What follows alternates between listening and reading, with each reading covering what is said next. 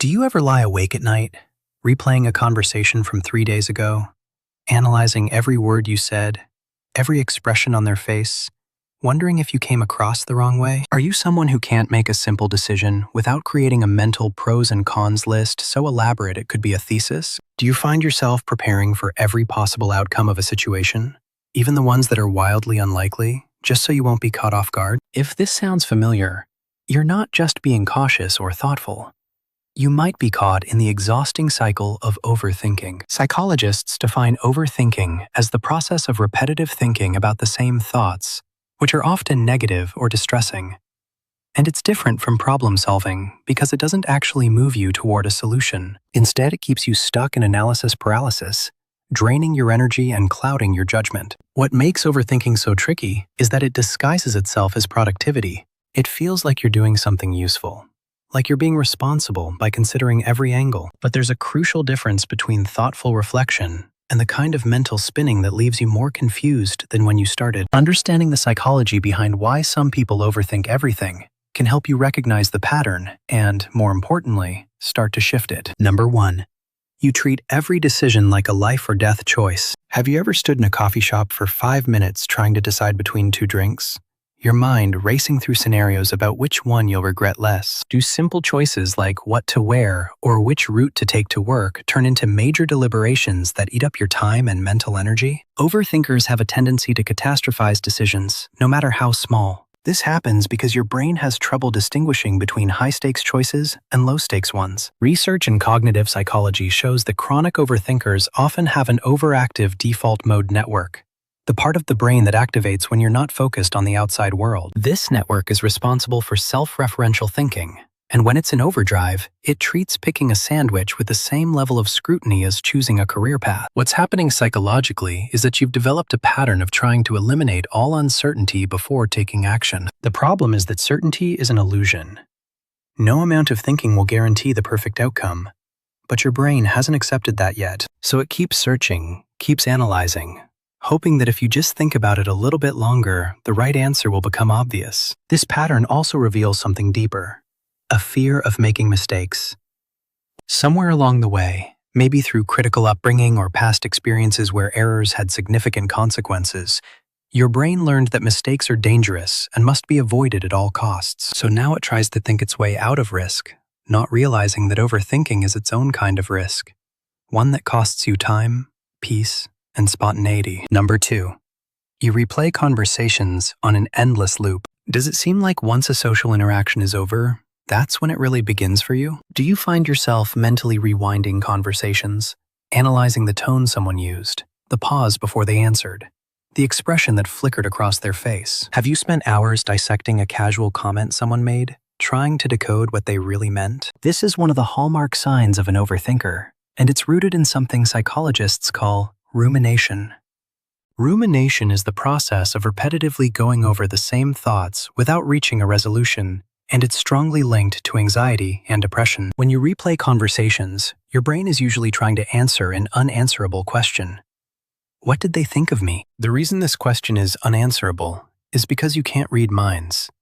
But your overthinking brain doesn't accept that limitation. It believes that if you just analyze the data enough, you'll figure it out. What makes this particularly exhausting is that your brain isn't replaying the conversation accurately. Studies in memory research show that each time you recall a memory, you actually reconstruct it, and it becomes colored by your current emotional state. If you're feeling anxious or insecure, your brain will reinterpret neutral moments as negative ones. That pause before they laughed at your joke? In real time, it was probably nothing. In your replayed version 3 hours later, it becomes evidence that your joke was awkward and they were uncomfortable. You're not analyzing the real conversation anymore. You're analyzing your anxiety's version of it. This pattern also keeps you from being present in new interactions because part of your mind is still stuck in past ones, and you miss out on genuine connection because you're too busy auditing conversations that are already over. Number 3. You create problems that don't exist yet. Are you someone who can't enjoy a good moment because you're already worried about when it will end? Do you find yourself playing out entire scenarios in your head about things that haven't happened and might never happen? Have you ever caught yourself preparing responses to arguments no one has started, or solving problems that are purely hypothetical? This is anticipatory anxiety, and it's a close companion to overthinking. Your brain believes it's protecting you by preparing for every possible negative outcome. But what it's actually doing is preventing you from experiencing the present moment. Psychologists call this future-oriented rumination, and it's just as unproductive as dwelling on the past. When you constantly imagine worst-case scenarios, your body responds as if those scenarios are actually happening. Your stress hormones spike, your heart rate increases, and your nervous system goes into fight or flight mode, all for a situation that exists only in your mind. What's fascinating from a neurological perspective is that your brain can't always tell the difference between a real threat and an imagined one. So when you spend 20 minutes imagining how a meeting might go wrong tomorrow, your brain experiences that as if it already went wrong. You're essentially living through negative experiences multiple times, most of them fictional. This also reveals a core belief that many overthinkers carry, that if you worry about something enough, you can prevent it from happening. It's a form of magical thinking, the idea that your thoughts have the power to control outcomes. But worry doesn't prevent bad things from happening. It just makes you suffer in advance for disasters that usually never come. And on the rare occasion something does go wrong, all that preparation rarely helps because real situations never unfold exactly how you imagined them. Number 4. You can't accept ambiguity or uncertainty. Do you feel deeply uncomfortable when you don't have all the information? Does it seem like you need to know exactly how something will turn out before you can relax? Are you the person who reads every review, checks every detail, and still feels uncertain? Overthinkers struggle intensely with ambiguity because their brains crave certainty and closure. This trait is related to something psychologists call intolerance of uncertainty, which is one of the strongest predictors of chronic worry and anxiety. Research shows that people with high intolerance of uncertainty perceive ambiguous situations as threatening and stressful, even when they're objectively neutral or even positive. For example, if someone says they need to talk to you later without specifying why, an overthinker's brain immediately jumps to negative conclusions. The uncertainty feels unbearable, so the mind starts generating explanations, most of them catastrophic, just to fill the gap. This happens because uncertainty activates the same neural pathways as physical threats. Your brain's alarm system, the amygdala, doesn't distinguish between not knowing what's in the dark and not knowing what someone thinks of you. Both register as potential danger. What makes this particularly challenging is that life is inherently uncertain. You can't know how things will turn out, how people will respond, or what tomorrow will bring. Overthinkers are essentially at war with reality itself, trying to force the unknowable to be known. This is why you might find yourself asking for reassurance repeatedly, checking things multiple times, or avoiding situations where you can't predict the outcome. Your brain has convinced you that uncertainty equals danger, so it keeps you in a constant state of vigilance, trying to gather enough information to feel safe. But that feeling of safety never comes, because there's always another what if, another unknown variable, another reason to keep thinking. Number 5. You confuse thinking with doing. Have you ever felt mentally exhausted from planning something you never actually started? Do you spend so much time thinking about a task that by the time you're ready to begin, you have no energy left? Does it feel like you're working hard because your mind is constantly busy, even though nothing tangible gets accomplished? This is one of the more insidious aspects of overthinking, because it creates the illusion of productivity. Your brain is active, you're engaged with the problem, so it feels like you're making progress. But thinking about doing something and actually doing it are completely different things. And overthinkers often get stuck in the planning phase indefinitely. Psychologists refer to this as analysis paralysis, where excessive analysis prevents action and decision-making. What happens is that your brain gets caught in a loop of trying to find the perfect approach, the ideal time, the right conditions. You tell yourself you'll start once you've thought it through completely, once you have all the answers, once you feel ready. But that moment never arrives, because there's always more to consider. This pattern is often reinforced by a perfectionist mindset. If you believe that you need to do something perfectly, or not at all, then thinking becomes a way to delay the possibility of imperfect execution. As long as the project lives in your head, it can remain perfect. The moment you bring it into reality, it becomes subject to mistakes, criticism, and failure. So your brain keeps you thinking as a form of protection. The cost, of course, is that you never actually move forward. You become what some researchers call a chronic preparer, someone who is always getting ready but never arriving. And the longer you stay in the thinking phase, the more daunting the actual doing becomes, which makes you want to think about it even more. It's a self-perpetuating cycle that keeps you safe from failure, but also from success, growth, and the satisfaction that comes from completing something real. Number 6. You seek reassurance but can't accept it. Do you find yourself asking the same questions over and over, even after getting clear answers? Does reassurance feel good for about 5 minutes before the doubt creeps back in? Are you someone who needs others to validate your thoughts and decisions? But when they do, you question whether they're just being nice? This pattern is particularly frustrating because it seems like external validation should help. But for overthinkers, it rarely provides lasting relief. The reason has to do with where the doubt originates. It's not actually about the external situation or what others think. It's about your internal relationship with uncertainty and trust. When you seek reassurance, you're essentially outsourcing your decision-making or self-worth to someone else. You want them to provide the certainty you can't generate yourself. But even when they give you a positive response, your overthinking brain finds reasons to discount it. Maybe they didn't understand the full situation. Maybe they're biased.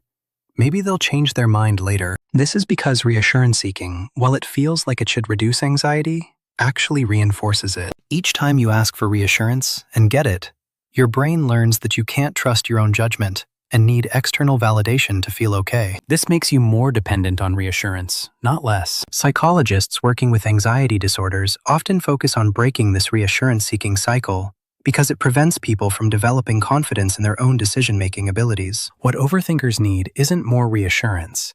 It's to build tolerance for the discomfort of not knowing, of making decisions without absolute certainty, of trusting themselves even when doubt is present. But that's incredibly difficult because it requires sitting with the exact feeling you've been trying to think your way out of. It means accepting that doubt might always be there and choosing to act anyway, which feels counterintuitive to a brain that believes thinking more will eventually lead to clarity. Number 7.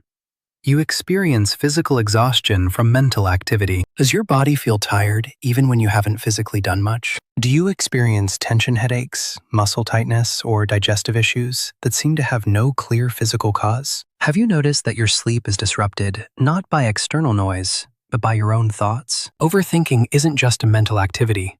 It has real, measurable effects on your body. When your mind is in a constant state of analysis and worry, your nervous system remains activated, flooding your body with stress hormones like cortisol and adrenaline. This chronic activation is exhausting. Your body isn't designed to maintain high alert status indefinitely. Research in psychosomatic medicine shows that chronic rumination is linked to inflammation, weakened immune function, and increased risk for various health issues. Your muscles stay tense because your body is preparing for threats that exist only in your mind. Your sleep suffers because your brain won't shift out of problem-solving mode, even when you're lying in bed at midnight. Many overthinkers report feeling tired all the time, and they often blame themselves for being lazy or lacking energy. But the truth is, their brains are burning enormous amounts of energy on mental activity. Thinking, especially anxious rumination, uses glucose and oxygen. Your brain is working overtime, which is why you might feel drained after a day where you barely left the couch but spent 8 hours spiraling about something. This physical exhaustion also creates a vicious cycle. When you're tired, your cognitive resources are depleted, which makes it harder to regulate your thoughts. Your mental filters weaken, so the overthinking becomes more intense and harder to interrupt. You need rest, but you can't rest because you can't stop thinking. Understanding that overthinking has a physiological component can be validating because it confirms that what you're experiencing isn't all in your head, even though it starts there. Number 8. Moving forward with awareness. If you recognize yourself in these patterns, first know that overthinking doesn't make you broken or defective. It's often a strategy your brain developed to cope with uncertainty, anxiety, or past experiences where being vigilant felt necessary. The fact that you're reflecting on this now means you're already taking the first step toward change, which is awareness. You can't shift a pattern you don't recognize. Understanding the psychology behind overthinking helps you see it not as a personality flaw, but as a learned response that can be unlearned. This doesn't mean the thoughts will disappear overnight. Overthinking is a deeply ingrained habit, and like any habit, it takes time and practice to change. What helps is building tolerance for uncertainty, learning to distinguish between productive reflection and unproductive rumination, and developing trust in your ability to handle things as they come, rather than trying to think your way through every possibility in advance. If overthinking is significantly impacting your quality of life, your relationships, or your physical health, reaching out to a therapist, especially one trained in cognitive behavioral therapy or acceptance and commitment therapy can provide tools and support. There's no shame in getting help to quiet a mind that's been running too loud for too long. You deserve to experience moments without immediately analyzing them, to make decisions without agonizing over them, and to be present in your life instead of constantly preparing for every possible version of it. What resonated with you most in this? Have you found anything that helps quiet the overthinking, even temporarily? Share your experiences in the comments, because sometimes knowing others understand this exhausting cycle makes it feel a little less isolating.